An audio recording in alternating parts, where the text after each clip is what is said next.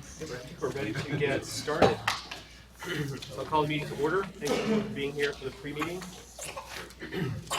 Let's do a quick review of the agenda. We've got Tim Love, who's going to give us an update on strategic planning. Jennifer Pike's going to do the monthly collection report. Then we've got an update on the East Asheville Library lease agreement. Several folks will help us out with that. Michael Frew talked to us about some technical corrections for contracts. There's two other items I'd like to add. This gentleman we have with us wants to give a very short presentation to the board, and so I think, and he's going to be traveling out of the country soon, so I think this is maybe the opportunity to do that. So I don't think it'll just take a couple of minutes. I sent around an email to the commissioners this morning about some possible changes to the public comment process too, and I put a copy of that on your for everyone. So you haven't seen it yet. And so I'd like to just have like a preliminary discussion of that, as with everything else on our agenda today. No votes on any of this, just a preliminary discussion. Are there any other items that any commissioners would like to talk about this morning, this afternoon? I have one that it's on the board agenda for tonight, and it's the AD Tech funding. You hadn't seen that before, if you want to have conversations around that. Yeah, that sounds good. Let's should we take that up first? Is everyone? Yeah.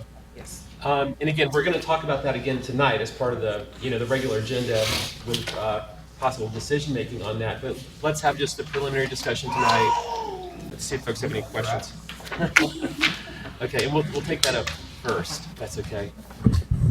All right. So joining us this afternoon is Dirk Wilmot and Dennis King from AD Tech. As in your packet, you will see that they had made a request of additional funding from the county. It was a deficit of about $500,000. And in going through that budget request, that I came up with the funding suggestion for the recommendation for the board of $250,000, which will go towards cellular phones and communication expense for the college. That is a cost that the college has been borne for a while, but they were charging it as a state expense. And the state came back and said it's not allowed. It truly should be a county expense. So I'm recommending that the county fund that $250,000. In addition to the $250,000, I'm recommending $50,000 to go towards a 1% salary increase to them. If you have any, and I sent that information to you via an email. If you have any questions, we can talk about that, and Dennis and Dirk are here to answer any additional questions that you may have around their funding requests. All right. So, Dirk and President King, would you guys mind just coming up and let's circle up for a second to chat about what we're going to be talking about tonight? Thank you for being here. Appreciate it. Good to see you guys as always.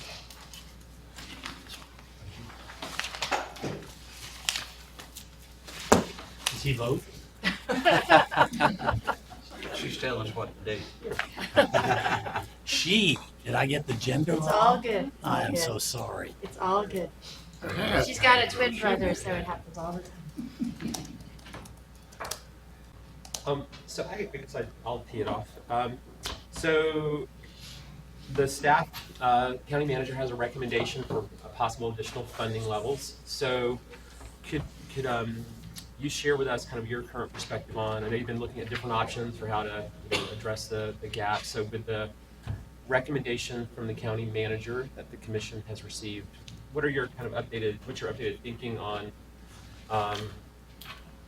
that recommendation, and whether that be sufficient to meet the budget outlook for the community college this year, or any additional thoughts you want us to?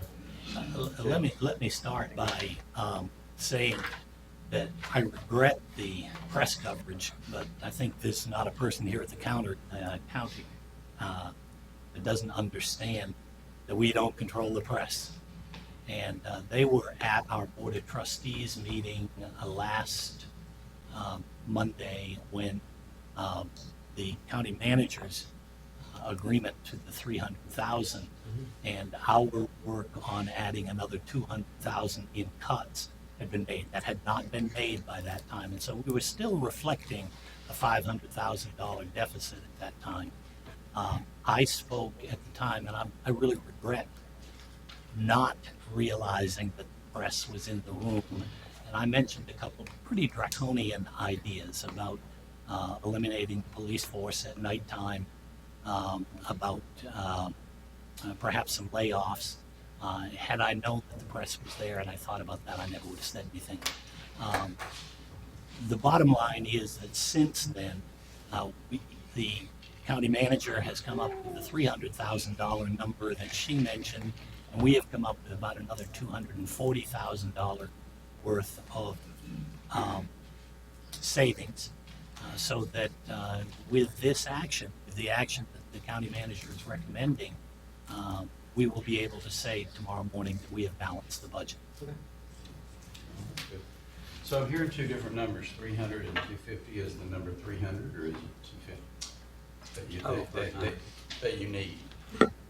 That I'm recommending, sir? You said 250, but I'm hearing that it's, total- and 300 was the number that I have always heard. A total of 300,000. It was broken into two sections. 250 was to help with communications, and 50,000 was on salaries. So the total that I'm recommending tonight is 300. And Mr. Belcher, we when we sharpened our pencil, we came out with $248,000 of additional savings. So there should be, if everything worked properly, there should be a little bit of a surplus at the end of the year. Problem is that some of our numbers are weak. We can't control them. One of them is an energy efficiency program that we're going to start at the college very shortly. I can't promise you that the, what is it, 40,000 there is actually going to be realized. We're going to work on it very hard. But if all of our numbers play out the way they should, we'll be at 248,000 of additional savings on top of your 300, 548. Well, right now, we're fixing the buildings. So Yes. there's a lot of your energy savings. Yes, absolutely. And that's the one thing that we put forward. You got all these buildings and that's in a different category. But, you know, here comes the energy saving that the people are doing to try to help pay me tax. And will it pull it all the way down? No. But is it gonna help? Yes. Yes. I do So agree your with all number that. should change, even if we didn't go what Brownie and wanted to do. You know, looking at solar side. But the main thing is looking at what we have today and more that they're putting in, and you know, putting new chillers in that save energy and different stuff like that. You know, and Dirk, I've had a good conversation with him about this issue. Thanks for the thing. I did look at that, Dirk, and the numbers are there.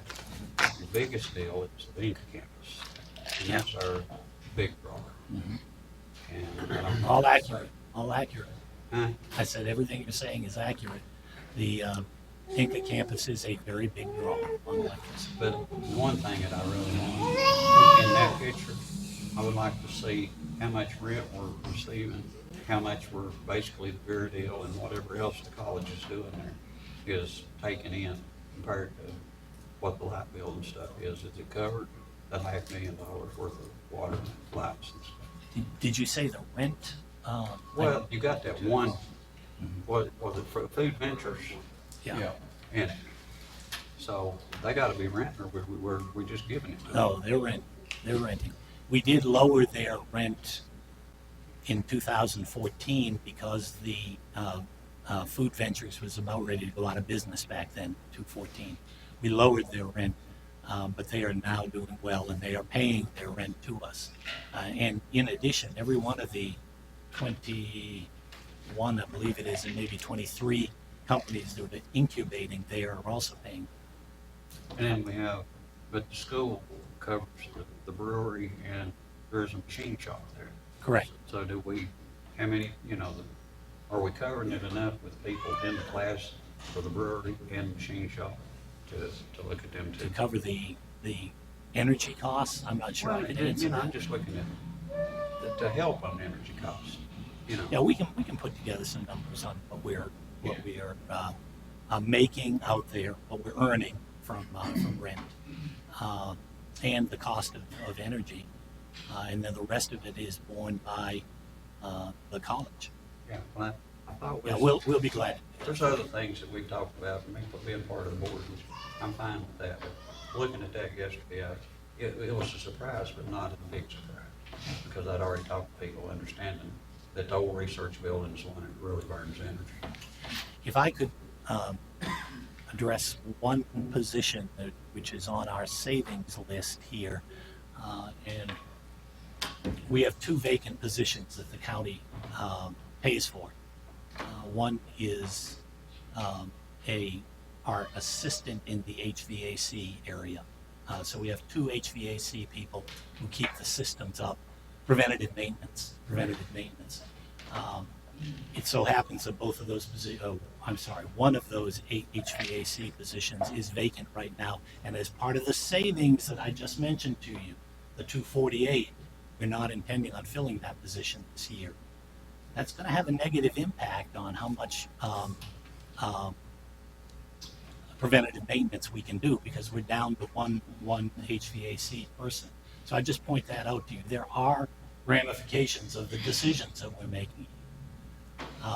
I mentioned earlier that we have not and will not lay off anybody, but as positions come open, we will make a determination whether we fill them or not.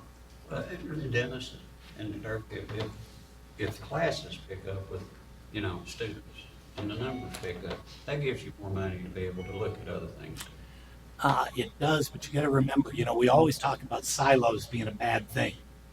Well, in Dirk's world, silos are what we have to deal with. I can't mix your money with state money. Yes, we operate under a $70 million budget, but that money, let's say 6.5 or so, come from the county, and they are for certain things. So if student enrollment picked up, we would be making more money for the state of North Carolina. We would earn more in what we call FTE, but I can't use that to fill this HVAC position. That's the county's responsibility. It would be an audit criticism to use it for that purpose. Okay. Thank you. Other questions from commissioners? I mean, just a thought, I don't want to get too far in the weeds on this.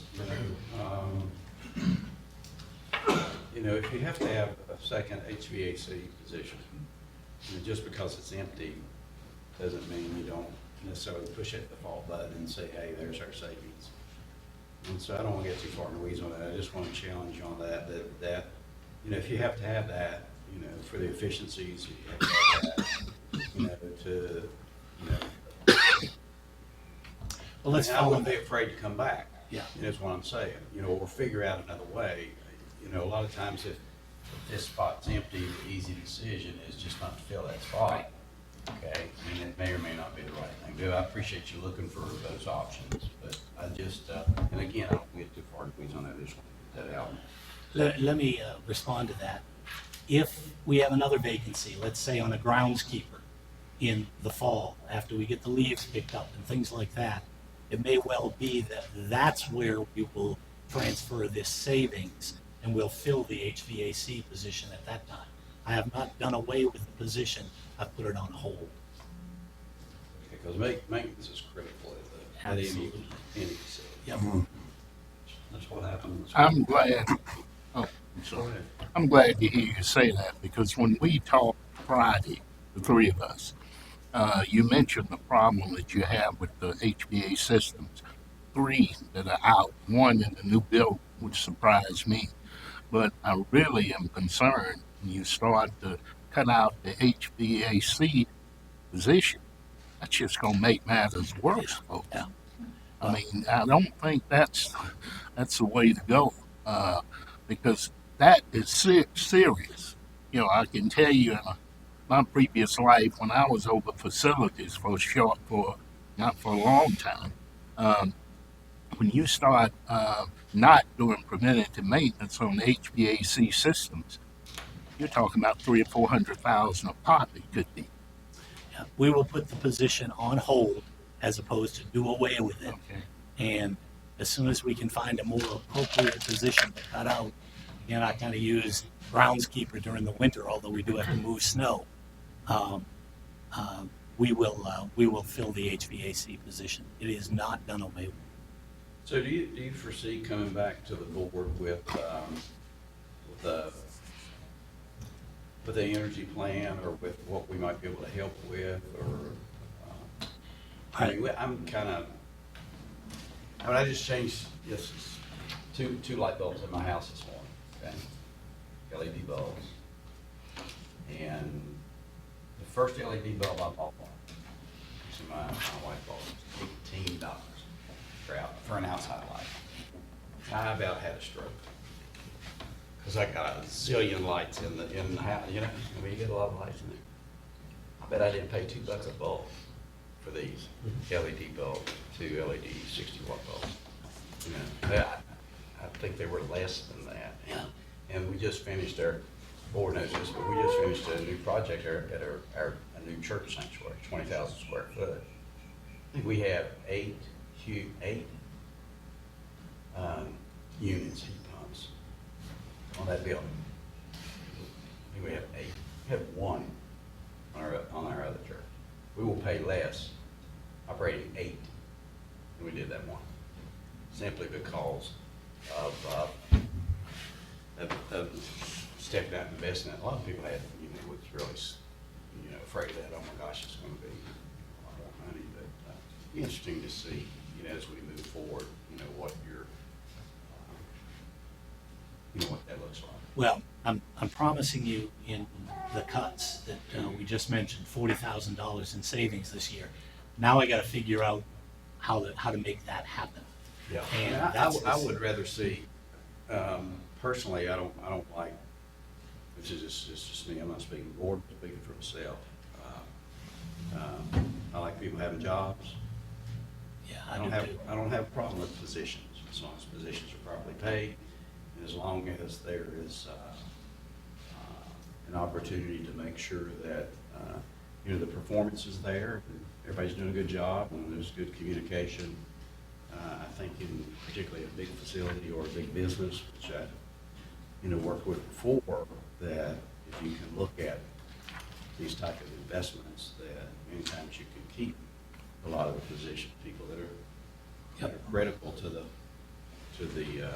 whether it be a business or whether it be a college. So I mean, though I don't always agree with my colleagues on how that is to be done, but there's no question, as you look at long-term investments, in the energy savings of your facility, that it can, I believe it can actually save positions. I'll give you just one very minor example. We have far too many space heaters where somebody calls and says, my office is too cold and I can't get the temperature to where I want it to. I need a space heater put in here. Those things are energy drains, even the most efficient ones. So it's one of the things that we will talk about. We talk about saving that $40,000. Am I going to make some people angry when I take their space heater away? Perhaps. But we've got to look at all of our expenses, including LED lights. Yeah, and there was a lot of great information that you guys produced to outline some of those specific opportunities. So thank you for producing that information and circulating that over the last couple of days. But this is all for the Victoria campus. So there's been pretty good assessments done of Victoria campus to look at what the opportunities are for lighting upgrades, boiler system replacements, control systems and commissioning of systems, insulation, et cetera. So that all looks really promising. I'm certainly supportive of doing the low-hanging fruit as soon as possible. It doesn't seem like there's any reason to hold off on doing all of the ones that have really great paybacks on them. So I'm certainly supportive of, let's do them all now, not 5 years from now, if they're proven cost-effective systems. Does that give the ones that, when you talk about low-hanging fruit, the ones that give the fastest return? Yeah. When you're talking about low-hanging fruit, is that what you're talking about? It's pretty detailed. Rather than like the lowest cost. Lowest cost may not be. Yeah, that's right. Yeah, like some of the boilers, some of the boiler system replacements, have savings, but those are expensive items. But a lot of them are at their end, or like, I mean, some of these are 30, 40 years old anyway, and would probably need to be replaced. And you get the added benefit of energy savings, but they're just so old, they're going to need to be replaced regardless, right? But so it's kind of a mix. I mean, some stuff like lighting, real fast. Other stuff are big systems that just will be more efficient as you replace them, right? Yeah, a lot of the major HVAC, the handling and boilers and whatnot have been budgeted in the 8-year capital plan. So, I mean, that should be taken care of at some point. The quick payback ones involve LED lighting, and that's where we would like to approach the Joint Advisory Committee to fund those things that have almost less than a 5-year payback. Right. And that committee is meeting tomorrow morning for the first time to select their 5th member. So but the Inca campus doesn't have kind of a professional assessments completed yet for it, but that's part of what you're also going to be asking for, is to carry out similar assessments for the Inca facilities as well, right? And a master plan for programmatic reasons. Yeah. So understanding the plans are still to be done. Could you just, I mean, one thing I'd just be curious to kind of hear some high-level thoughts from you about is just on the Inca campus. I mean, I know that there's been kind of different ideas over time about, let's monetize the real estate to invest in other areas that are needed. Then, obviously a lot of people would like to keep the presence over there. So my understanding is that the current position of the college is to keep at least parts of the Inca campus. The other one building is on the market. But what's the in the facilities that you have now? There's still a lot of space that's not utilized at all, right? I believe it's 40%. 40%. Okay. I mean, at a high level, what is the college's thinking around the future utilization of that space? Is it to kind of build it out, or kind of keep it, undeveloped and save the money on that for other things, or what's the high level kind of vision? Because of bus transportation, many of my students rely upon bus transportation. Because of that, what we try to do is put programs out there that are self-contained. They don't have to move from building to building. An example is the brewing program. 90% of the brewing classes are right there in that building. The other 10% are general education classes that the student has got to come over to the AB Tech campus or take online. So when we look at applied science programs, workforce development programs that lead to jobs, that would be a place where we would put them. The biggest thing that we're deficient in right now is, as that brewing program grew and became more and more popular, I don't know what's wrong with my voice, I apologize. Maybe I need some water. Anyway, as that brewing program grew, we took away from them. Thank you, Joe. Thank you. We took away from the small business incubator all of their warehouse space. Same amount of space. The brewing program got bigger and bigger, and the small business incubator, the small business training spaces got smaller and smaller. So one of the first things we need to do is give them back warehouse space so that they can bring in somebody who builds something as opposed to somebody who just needs a desk. So that would, short term, what we want to do is give them some good warehouse space in the 40% that's unutilized. Mm-hmm. And what percentage, like roughly, do you think that would utilize? I mean, there's still a lot of additional space that's still kind of to be determined. And some of it's on the second floor. Mm-hmm. Some of it is, BASF, had a 3-story piece of equipment. God, I can't even tell you what it did, but I think it made thread or something like that. I'm sorry? Made thread. Okay. It stuck in the middle of the building, and we got to get that thing out of there. And it's hard to tell you in the end how much of the 40% is unutilized. I'm sorry, not unutilized, but that we could prepare to use. That's why the master plan is so important, because we have a master plan for our main campus, but we don't have one for Inca. it goes back to this again. You know, we're talking about adding more to an area. Right now, we don't need any buildings. No.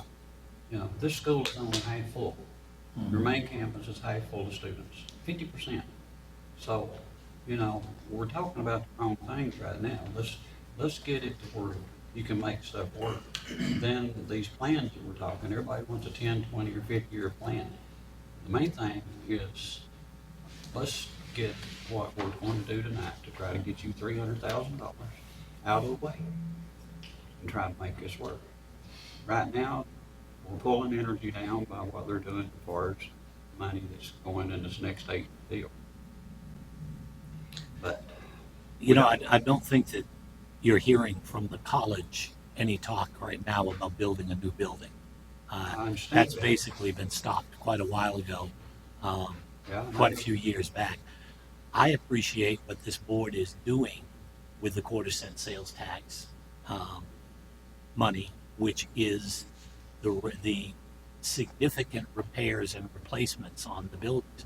You're talking about $25 million over a period of 8 years. That is a significant amount of money, more so than we would need to build a building that are going into long-term repairs. So Exactly. you and I are talking about the same thing here. Exactly, but the main thing is, we need to wait and see what's happening.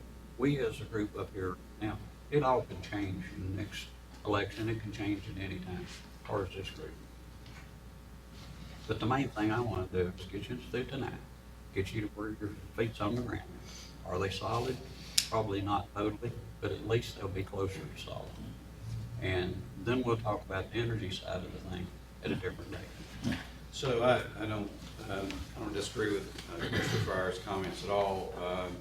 It's just revealing to me, you know, some great information on, particularly, you know, on the Inca campus and energy, and I wish a lot of other people were hearing this conversation, actually.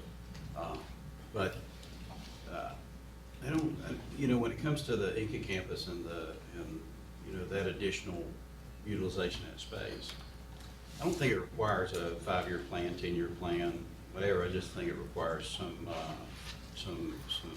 action, and it can be it can be very simple. You know, if you're removing of that, you know, that piece of equipment, if you're expanding warehouse, you know, opportunity in there, and you just, you know, that's a goal, and you want to do that, you want to hit the ground running on that, and then that word gets out, and then, you know, other people are going to want to utilize that space, that additional space, not. But I think it requires some sort of commitment, you know, not necessarily a. I mean, you know how plans are. I mean, they're a living document. They change, and sometimes it takes forever to execute them. But if you can, there's so much potential space there that can be used. It'd really be good to hear something coming back pretty quick on that. Well, I don't think, Ms. Pinder, maybe you can stop me if I go too far, but there is a company interested in AB Tech. I beg your pardon, interested in Buncombe County. Spilled my water. That could be transformation, and that's a big word that I'm going to live with. Transformation. We would like to have space for them because I need to train them, just like we trained for GE engineering. I need to train them. The best way to do that is to have space for them. So, you know, yes, I think that our planning for the future to a degree depends on the interest in that property out there. We've got a gold mine, and you know, we had one person who came a hair away from buying a large portion of it from us, who said it's the best property west of I-26 in this state. Well, gee, you know, we know what we've got out there, and we want to utilize it properly. Well, you've got Hawkon out there now. You've got 150, you know, additional jobs out there, and there's going to be more jobs in Yep. Buncombe County. I'm just saying that we need to see something, some sort of definitive plan, short term and long term for the Inca campus, and all that's going to do is attract business. Yep. You know, if you got that plan in place, you got a brochure associated with that plan that we can give to potential, manufacturers or whoever, people that are wanting to build a big office complex, it just shocked me that that hasn't happened out there yet. I think it will, but, it's good to see you guys. I'm glad we were able to have this have the conversation. I wish I had spilled my water. Other questions, comments from commissioners? All right, well, we'll talk about all this again tonight. Okay. All right, thank you guys for being here. Appreciate Thank it, and we'll see you this evening. Thank you. Jeez. Thanks, Dirk. Okay, all right. Next, trying to kick you down in the hole. All right, next up is Tim Love. We'll talk about strategic planning.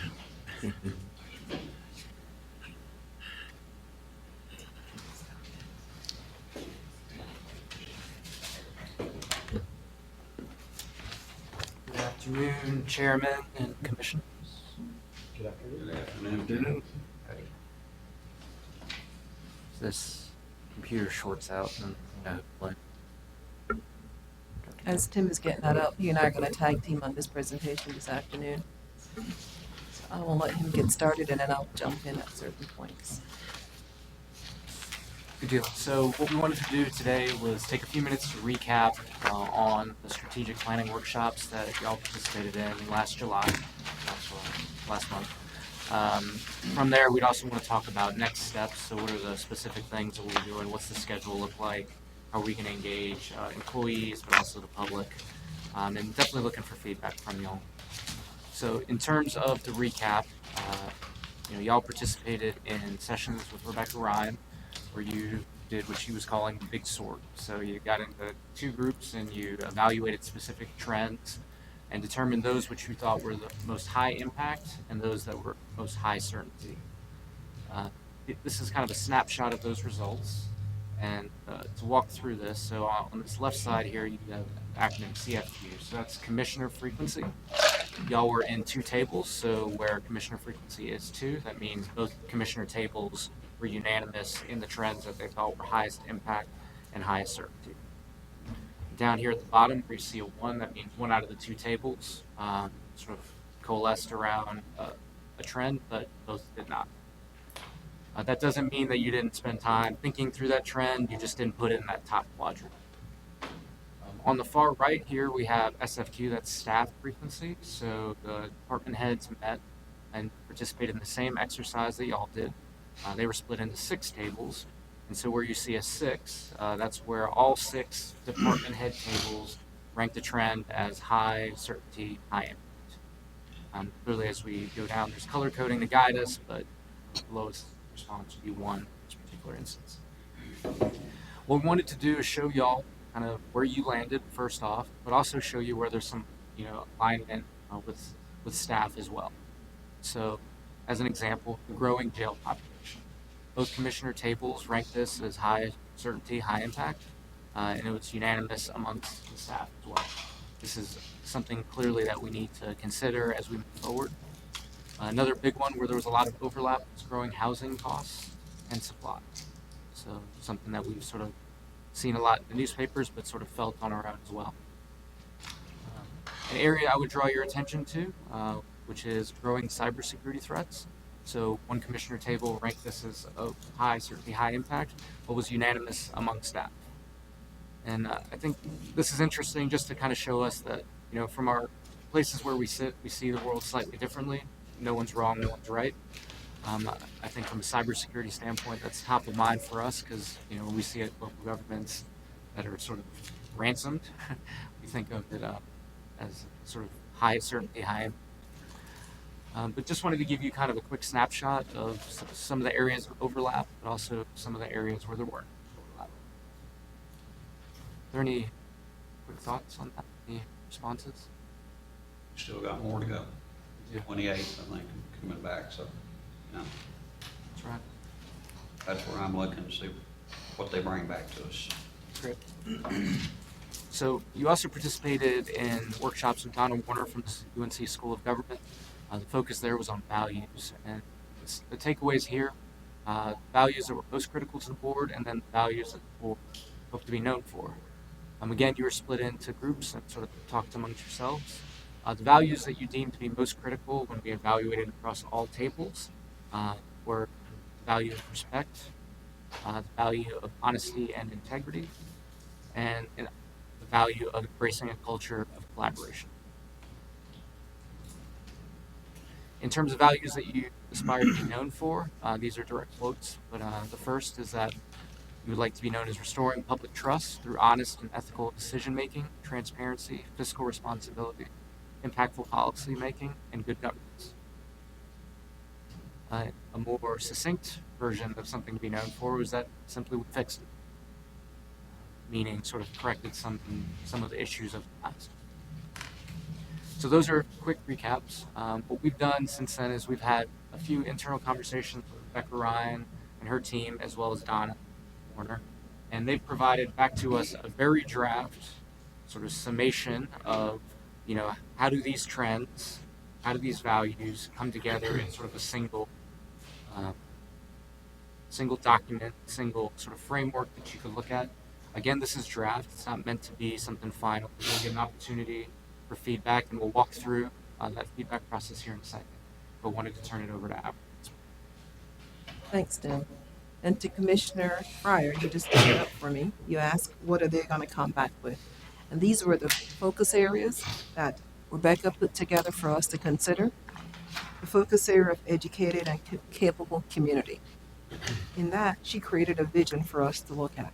And this is what she wants to get input from you guys when you talked about coming back on the 26th and the 28th of August next week. Is that vision these are her words, so is that reflective of what you would want to see around an educated and capable community? The primary trends in that area are the trends that Tim just laid out to you.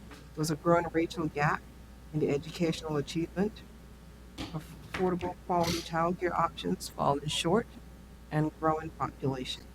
So those bucketed values and the trends that we saw would fit in that pillar or that focus area. So when you talk to Rebecca on the 26th and the 20th, and I know some of you have not yet gotten your dates scheduled with her, but she'll be going through those visions and making sure that she's being reflective of what you would want to see those visions to say and what those focus areas are. The other focus area would be environmental stewardship, and that vision would be a high quality air, water, farmland, and renewable energy for future generations. Those are, again, you can wordsmith this. These are her words that she's put together, but you get to work with her in the next 2 sessions to give her feedback. The primary trends there were around cost of farmland, growing housing costs and supply, and growing population. The additional trends are where you were one table or less on staff numbers, but those additional trends would be where it was one table versus 2. The vibrant economy is a third focus area, and a robust and sustainable economy that builds on homegrown industries, talents, and provides economic stability for all. And the last focus group would be safe, healthy, and engaged residents. So those were the 4 big buckets, I call them, that she would put our goals in as you move forward. So the vision would be something that you guys would define of what we want to see, what our end future state would look like as you define that. So when you talk to her next week, that's where she'll focus on. Are those the right visions? Is that where we want to head as a community? And then we can start to build out goals that come. Notice on the bottom of that chart, there's our resources, our people, and our organizational infrastructure. For us to accomplish the 4 focus areas, we need that foundation in place. And that foundation will be around our people, our resources, which is financial, and our buildings and our organizational infrastructure. So that vision that she's laying out there is how we would look as a community internal to the county, and then the external ones would be the ones on top: the education community, environmental stewardship, vibrant economy, and safe and healthy engaged residents. Okay. I see some head nods and I also see some looks. So are there any questions around what it is she's laid out so far? I'd just say you can't go by the looks. I got grandkids, your mind goes there sometimes, so you can go by the looks. All right. I think it's good. I like buckets. I like buckets are, used everywhere. They're very visual. There was one thing that I read that County will become a best place to work, able to attract and retain the best, brightest public professionals. I would just switch the word attract and retain. Because your first obligation would be to retain the people that we have and attract. Does that make sense? Yes. I think it looks great.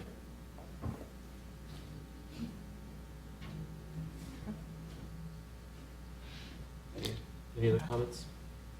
I'm good. The only thing I've seen on there that I think we need to change is said we fixed it. I don't think we fixed it yet. I think we're working toward making it better.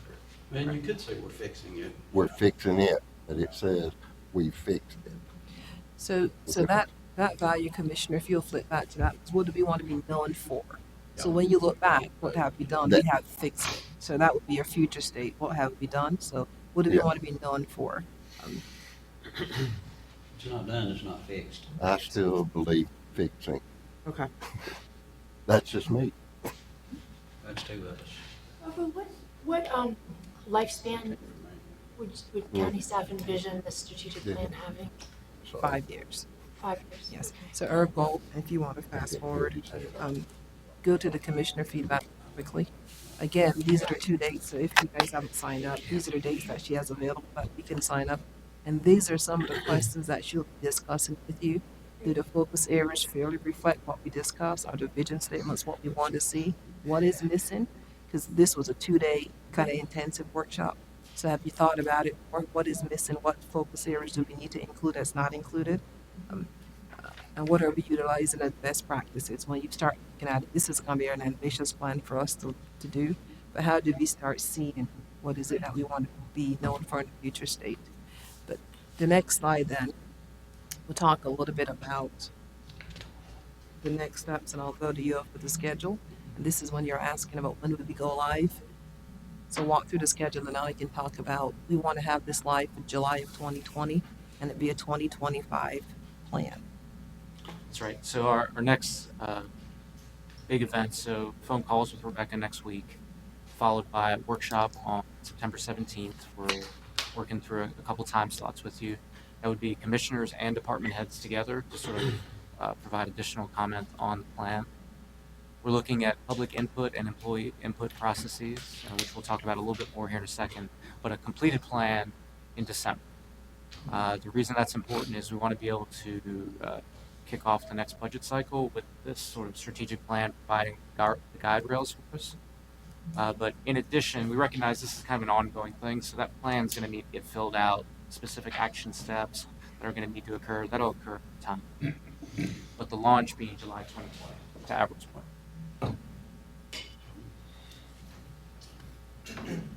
So I have one comment, and I made this comment at the end of the planning sessions we had as well. But I thought it was, a good process in many ways. A lot of interesting data and all the trends.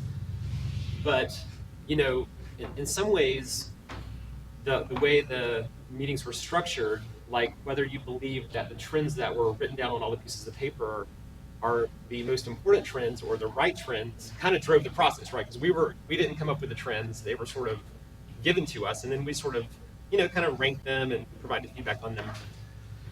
But there are a couple of things that I think would have been interesting, and we only have so much time, so you can't do everything, right? But my hunch would be that if the commission were asked, well, what do you think are the important trends happening, there would probably have been some different things in there. I think that sounded like the way those trends were developed was through the Chamber of Commerce is doing a process, and they've had some community, kind of sessions to do that, and that's great. I'm glad they're doing that. But that does kind of represent a particular perspective in the community, right? Like primarily the business owners in the community. Anyway, so that's kind of like the only kind of high level kind of critique I would have of just kind of how the process worked. So Brownie, Yeah. that's one of the reasons why question number 2 was what's missing. Yeah. So if there are trends that are missing from what we got from the community input meetings that the chamber led, Yeah. and we also did some national trends, and we also got trends from what we see day to day in our operations. So if there are trends missing at the board field, when we talk to Rebecca next week on the 26th and 28th, that's a central question that she's going to be asking. What else did you know or see that we didn't include? And then we can actually vet those and get those into the buckets before we start talking to the public and to the employees about how to fill those sessions out. So one of our goals will be to find out from you guys next week what's missing.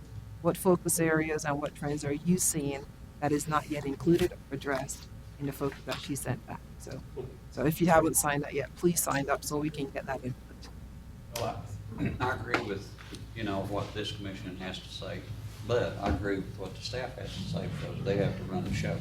And basically, there's 1,500 employees here, and they talk to their bosses, which is not me.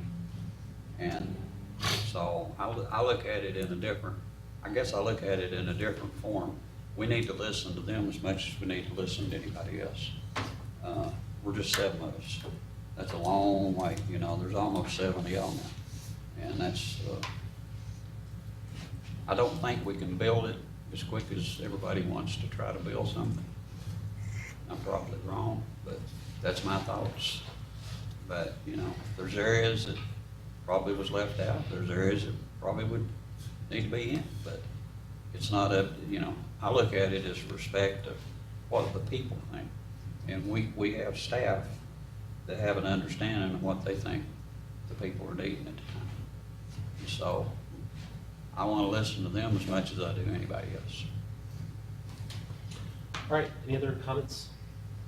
All right, Tim, thanks so much. I have a couple quick Okay, items. Sorry to belabor this, but so we walked briefly through the schedule. Just wanted to plant the seed with y'all. We don't have to focus on it today, but once the commission gives us kind of here are the focus areas, the priorities as an organization, we would then work internally with staff and departments around those focus areas to develop the action steps. What are the next things to do in those areas? We also want to make sure that we're speaking to the public on this and in discussions with the county manager. The thought process there is to use our existing boards and commissions and sort of get their input on these focus areas and really focus on, what does success look like? Not change my focus areas.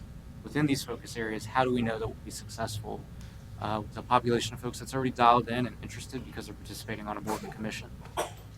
And then finally, we want to make sure that we're then getting back to employees, to Commissioner Fryer's point, 1,500 folks that have to make this happen, to help them discuss, how do we accomplish the plan? Now we know what the goals are. We know what success looks like to the public. How do we actually make this happen? So that's kind of a plan forward. Would welcome any feedback at any point. This is clearly not the end. And then we'll transition to a next step slide. Again, reminding you, commissioner interviews are on the 26th and the 28th. We are looking to determine when we're going to do the workshop with y'all. Right now, we definitely want to do it on the 17th, which is a Tuesday. It's a board meeting day. So my question to y'all, maybe to respond either now or back to Lamar, would be, do you want to do it in the morning? Or do you want to replace pre-meeting in the afternoon? So something to think about. I've vetted that with Ms. Pender. Y'all can think on it, or you can respond. Well, it depends on how long you think it's gonna take. I mean, if you do it in the morning and if we want to extend it, then you can extend it. Do it in the afternoon, you might feel rushed, but I don't know how long it's gonna take. Minimum 3 hours. Do it in the morning. It's just me. Let's do it in the morning. Because we need a pre-meeting anyway, and our regular meeting. And I'm fresh in them. Let's do it. I ain't fresh till about 3 o'clock. I'm fine with doing it in the morning. If we do, then we're probably going to want to keep the pre-meeting to just like a very basic review of what's on the agenda, Right. not cover other substantive Oh, yeah. stuff, because otherwise we're just going to be meetings all day long. Well, why don't we just drop the pre-meeting and add it into the, I'd be fine with, I'm open to that. I don't. we can do the We could just morning, do, we could just do a brief review of the agenda and then go into the follow-up on the strategic planning stuff. Yeah, Yeah, that sounds it's good. probably fine. Okay. That's fine. Good idea. Well, we'll book your calendars with an AM session on 9/17. Sounds good. Thank y'all. All right, Lisa. Thank you. All right, Jennifer. what's up next?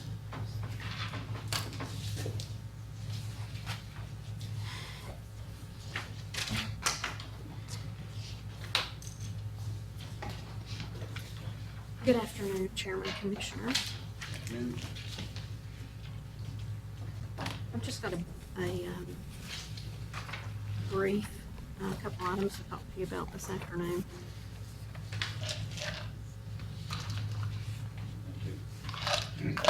So monthly reporting and gap billing, those are my two items, so we'll jump right into monthly reporting. Beginning with this current year, you'll see new reporting from me monthly. It's going to be a little deeper than what you're used to seeing. You're used to seeing the release report.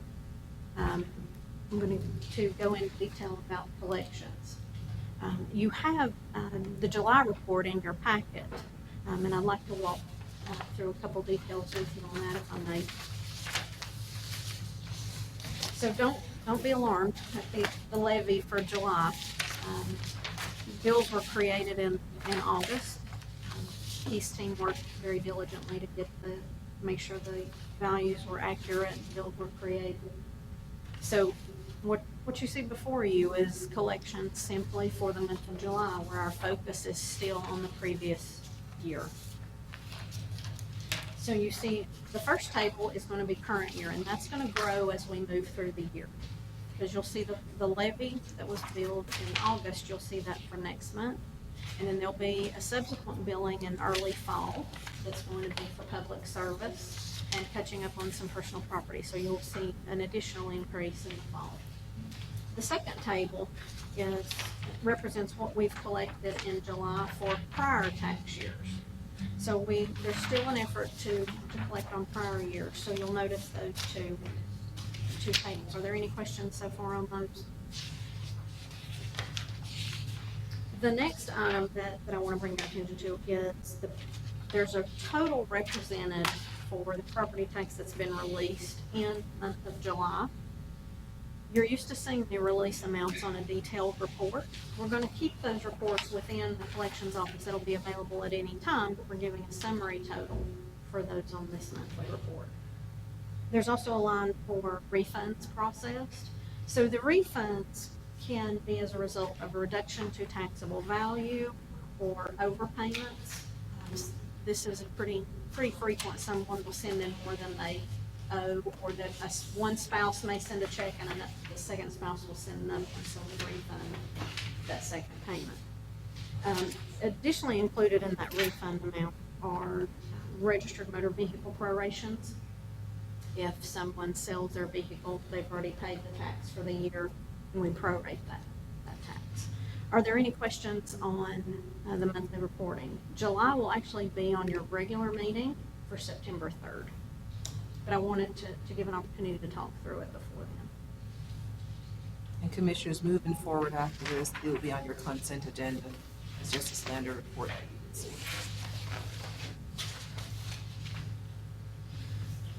So the next topic is gap billing. This one has been discussed for quite a while, so I wanted to take this opportunity to actually talk through it with you.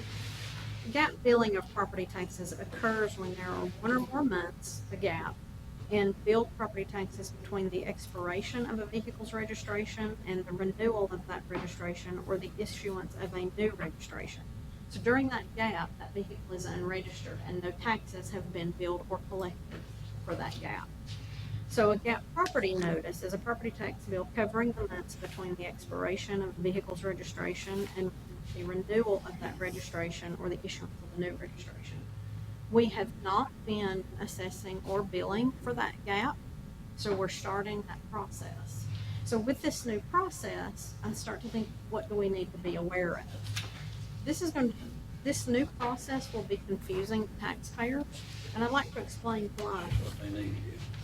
Because when the state, the North Carolina Department of Motor Vehicles, began billing and collecting for registered motor vehicle property taxes, they took all of it.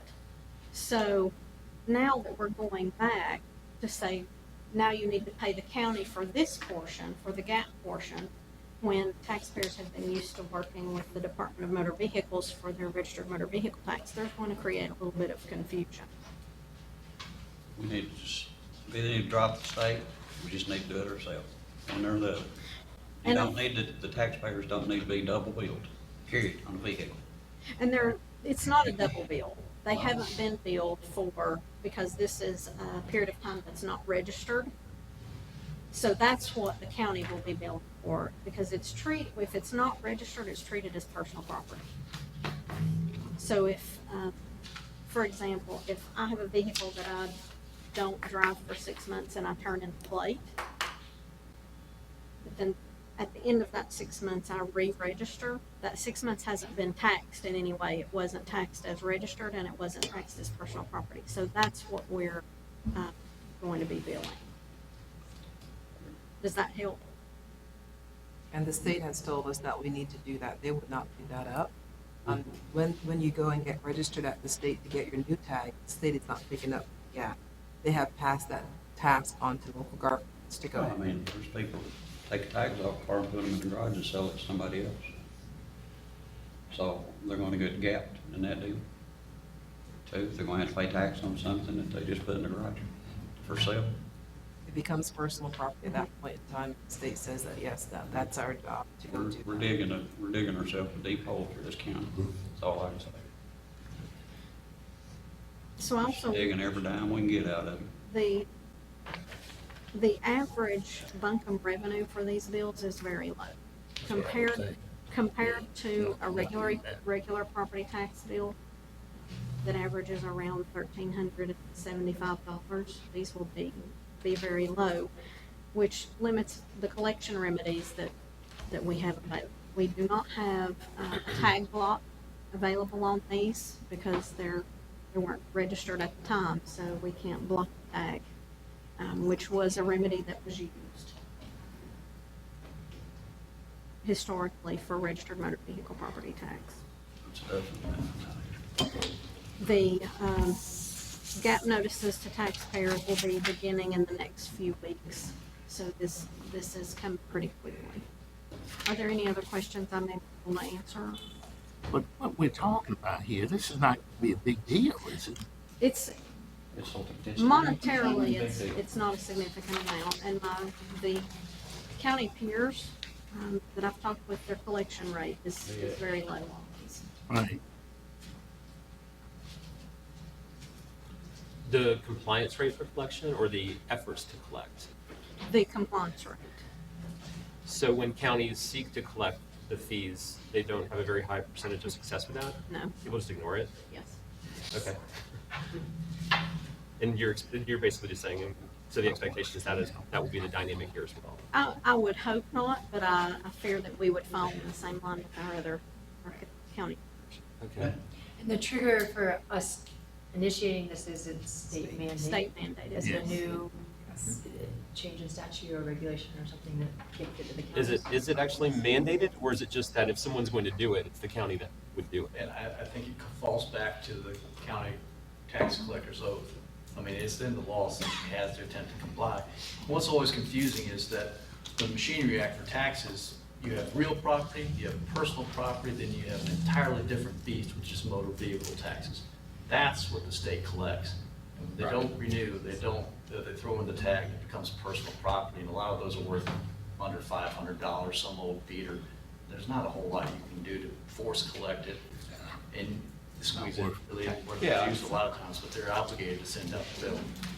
I mean, you're just gonna collect what you can, that's just the way it is, that's the way. Are you going to pursue, like if someone does it, if we know someone's got this, they don't pay, is there a process, or are you planning on pursuing it, or are we just gonna, how would you do that? We would follow the same method of collection that we have available for other property bills, personal property bills. And what's that look like? So that would be levy and sale, bank garnishment, payroll garnishment. So if you use those tools, I would think compliance rate would be very high, because those are pretty powerful tools, right? They are powerful, and one thing that I also consider when we get into those methods, we attach fees to the bill. So a $35 bill could wind up being a $95 bill. Are other counties following similar collection strategies, Yes. but they're still not having much success? Now, Why not? their success rate ranges from 30% to 65 or 70%. Even if they're using those same tools? Sometimes it's difficult to find these taxpayers because this is an unregistered vehicle. Now, we collect taxes on other personal property as We do. well, right? So, and in general, I would assume that our, collection rate is a lot higher percentage for other personal property Mhm. taxation, maybe not as high as real property, but a lot higher than those percentages. Is that right? Yes.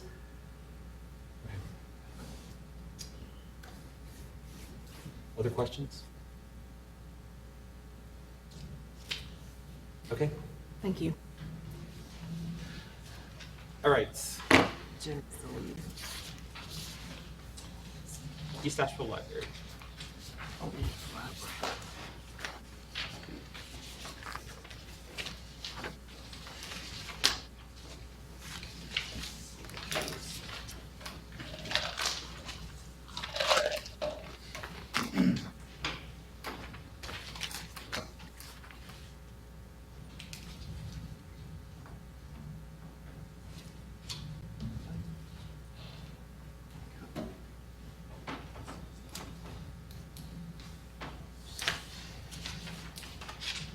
This lease rate is outrageous. How did y'all? Yeah. I was incensed to us.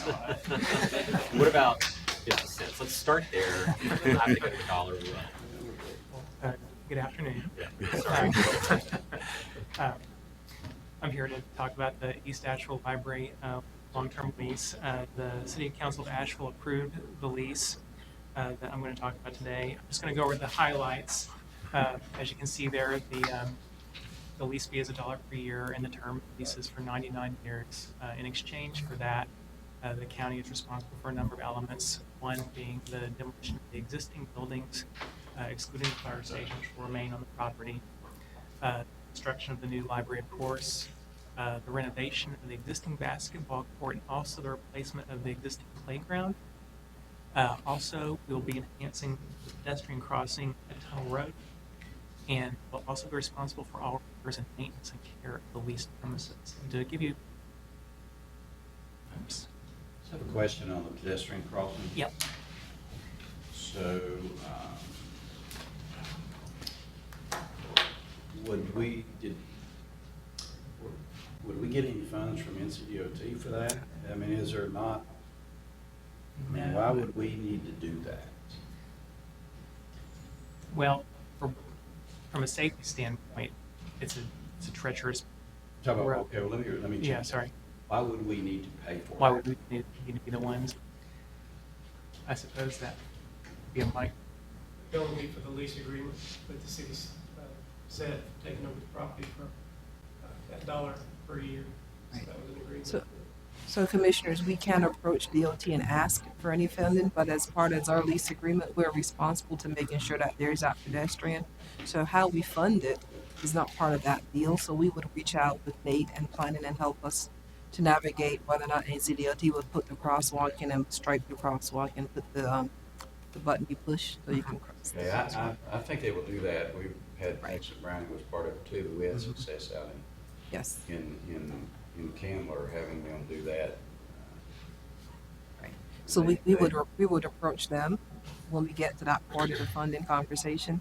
But right now, we're telling you that that's something that the city has put on us to make sure that there is a crosswalk and there's proper access across Tunnel Road. So that's just part of the lease agreement right now. We have agreed that that's something that we need for safety for our patrons. Yes. But we will look at funding opportunities with NCDOT to cross that highway. Yeah, and I would say that you should be very aggressive in that. Yes. Because they will Tend to pay for probably that. do some of it. They may not pay for all of it, but you should have a high success rate. Give you a reminder about the property there, for those who may not be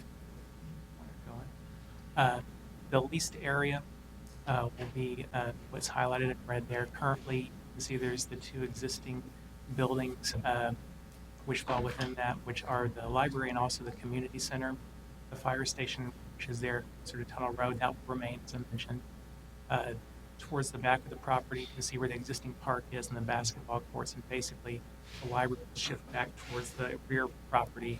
The current square footage is 2,700 square feet, and the new building will be 15,000 square feet.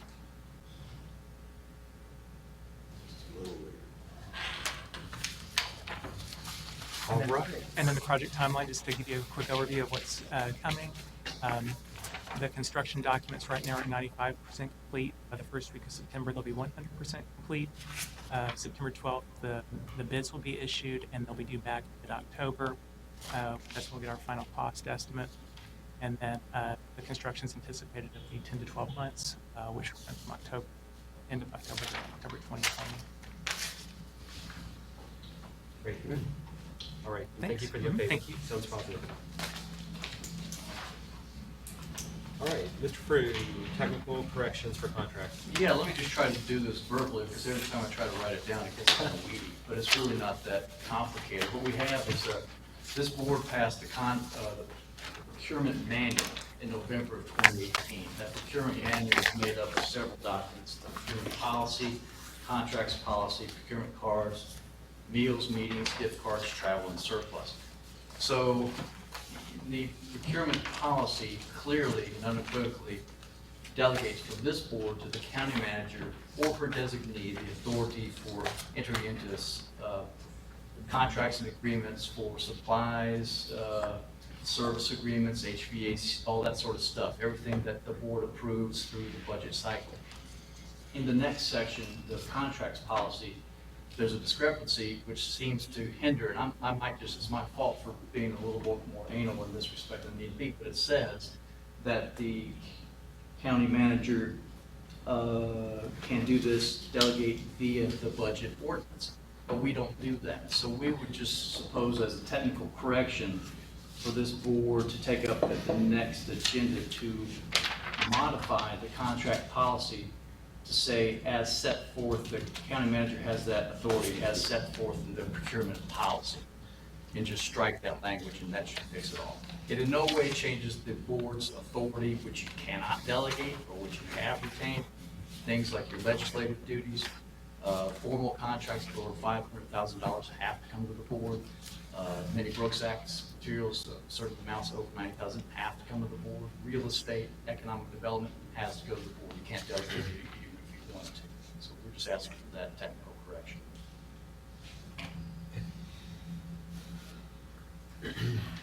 Now, there were certain, when we talked about this some months ago, there were, oh, well, here's a question. Is this the same as changing, like on the item we have tonight with the SCS engineers, contract approvals, is that related to what you're talking about right now? No, sir. Because that would be a separate change if we change the thresholds that require county commission approval for certain funding amounts, right? So this doesn't really have anything to do with funding, it's just the literal execution of the contract. Exactly. Okay. I mean, you do your heavy lifting during the budget cycle. I mean, what you're talking about is in the procurement policy as well, but that's a different. It's a different part of it. Okay. Yes. So I was saying, the way Frew explained it to me, in the budget ordinance in the past, we would put that you're authorizing county manager to do these things. We wiped all that language out of the budget ordinance, but this was a remnant of that, and we did not clean up this policy at that time. Any questions? All right. Thank you, Michael. Yes, sir. Okay. Next up, we have a gentleman with us who wants to make a brief presentation to the commission. And so his name is Elias, and I'm sorry I didn't write down your last name. But Elias, I'll ask you to come up and tell us about what you wanted to talk about and present. I just graduated from Asheville High. Speaking to the mic. Speak again to the mic so we can hear you.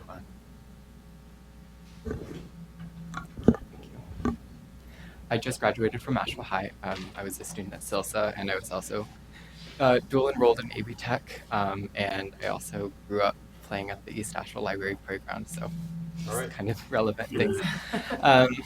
So I painted this portrait of Commissioner Whitesides. Wow.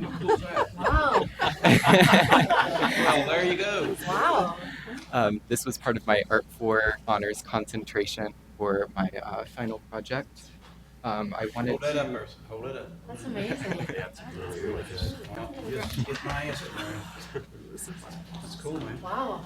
That's the second. I have one from a student from Asheville High who graduated from Yale Oh, recently. really? She did it when I rotated off to Bowie. So I'll add that to my collection. No, but thank you. I appreciate Yeah, it. it's really good. Yeah. That one has an aura around it. Yeah. That's- They look how cool is I that? hate to see how my grandboys would describe it. That's an amazing piece. Yeah. Where are you, what's next for you? Well, yeah. Where do you go from here? I'm moving to South Korea in Wow. September. I got a scholarship with the United States State Department. It's the National Security Language Initiative Scholarship. So I'll be acting as a youth cultural ambassador and studying Korean over there for 9 months. And then George Washington University in Washington, D.C. Great. That's great. That's great. Congratulations.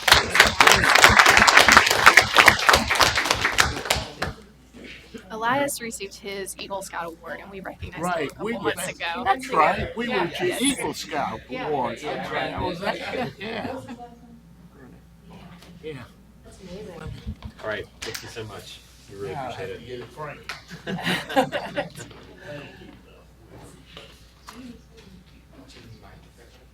Here, Yeah.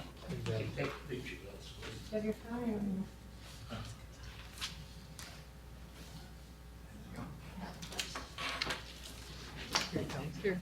Oh, we got We got the Yes. There's very few people can do fix it. Very few. That's amazing. Yeah.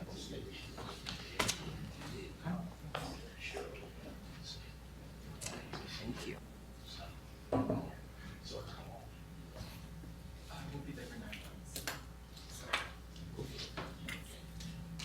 All right, thank you again, Elias. Great job. Really talented. Okay. We should rotate that between our offices. So we can all. Hey, Nice one, so nice. Yeah, it is. He's talented, yeah. All right. So Commissioners, last item is the public comment, and I'm going to send out an email this morning outlining some thoughts and give you a hard copy of those. So let me just kind of summarize, I think, the highlights of this. And we've kind of gone back and forth with this. You know, we have had our comment at the beginning of meetings. We have moved it to the back of meetings. You know, and there's pros and cons of all of this, right? Some people don't get there right at the beginning. Some people don't want to wait all the way till the very end of our sometimes long meetings with comments. There's no right way to do it. There's just some pros and cons. Here's my suggestion. Because I think one of the problems with the way we're doing it right now is that we approve our consent agenda before we take any public comment, right? So if someone actually wants to talk to us about what's on the consent agenda, and usually the consent agenda is a bunch of fairly routine things, that's why it's on the consent agenda. But sometimes there's things on there that people don't necessarily agree are just consensus kind of things. People might, have questions or concerns. So I think it's not good for us to vote on approving the whole consent agenda without public comment. So my suggestion is we move the public comment to prior to the consent agenda. So, we'll come in, welcome, pledge of allegiance, but we'll go ahead and take public comment before the consent agenda. So that's one change.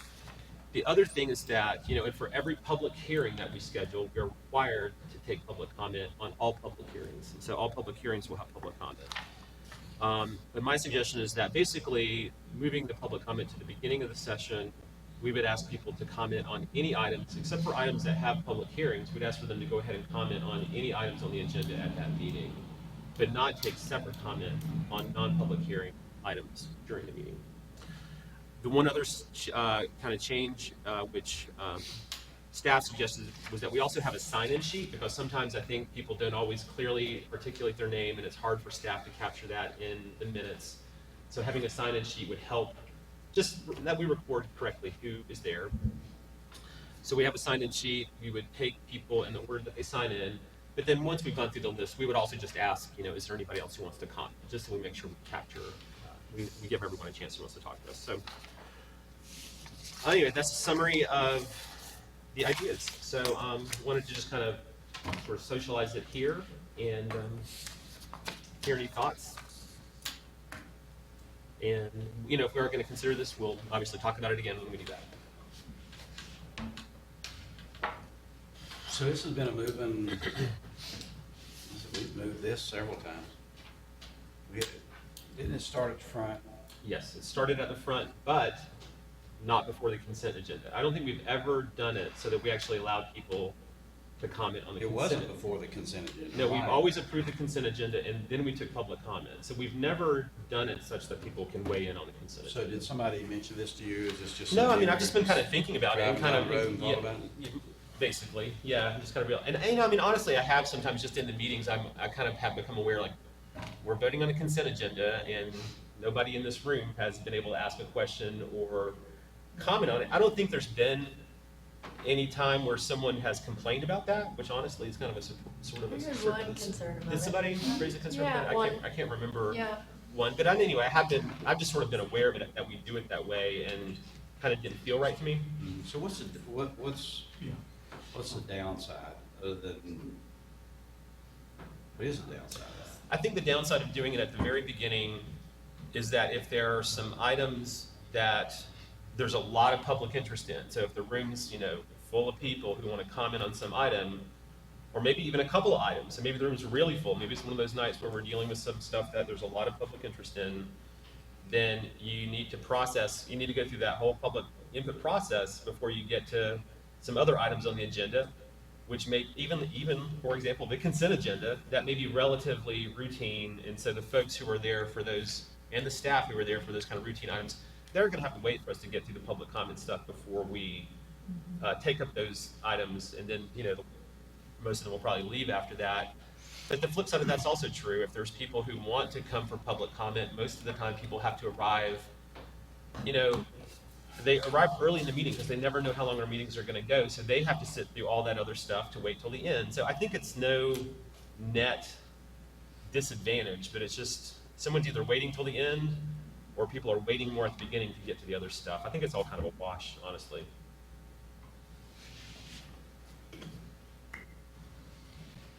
Any other just kind of initial thoughts? Again, we'll talk about this again. We'll take it up. So can I ask, I'm gonna ask the guys that's been coming to more of these meetings than anybody in this room, and I'm gonna ask you to keep it short for me, Jerry. What's your take on this? Because you've seen it both ways. You've seen it at the beginning, the end. I do like what Chairman said about, technically we're bypassing the consent agenda. But I mean, I've seen it both ways, at the beginning, the end, heard all kinds of both ways. But anyhow, what's your just brief comment, Jerry? We've already had this at the beginning before. Yeah. When David Gant was here, and we was able to ask questions about the consent agenda, in public. Me and Don's done it many times, so it's not something that hasn't been done. And that was at the front of the meeting. That was not a public comment.